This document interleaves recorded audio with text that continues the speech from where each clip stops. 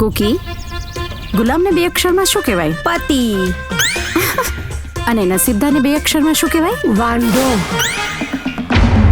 જો બેટા, મહેનતથી કમાયેલા પૈસા વાપરવાની મજા કંઈક ઓર જ હોય છે. અને વગર મહેનતે કમાયેલા પૈસા વાપરવાની મજા પણ કંઈક ઓર જ હોય છે.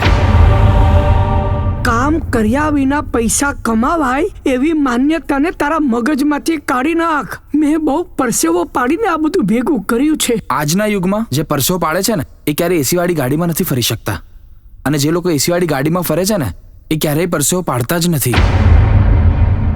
કેટલાની? 1 લાખ રૂપિયાની.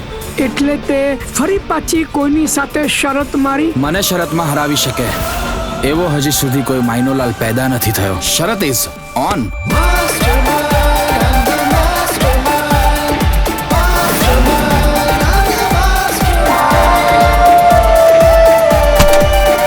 વિજયા, દર વખતે નસીબ સાથ નથી આપતું.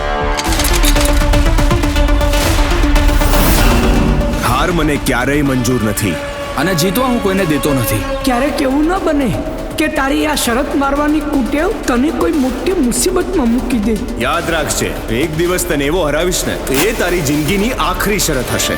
વિજય Patel, you are under arrest. Court આરોપી વિજય પટેલને ફાંસીની સજાનો હુકમ ફરમાવે છે. સારું, નિર્દોષ છું સર. હું નિર્દોષ છું સર. મેં કાંઈ નથી કર્યું.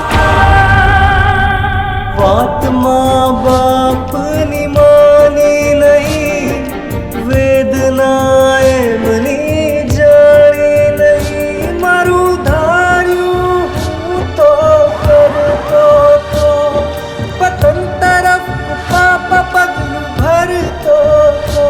તને ફસાવામાં જીગાનો જ હાથ છે. તને ફસાવા પાછળ સમીર અને બાબુનો હાથ છે. પણ મને તારા દોસ્ત પર શક છે. સારું, નિર્દોષ છું સર. સારું, નિર્દોષ છું.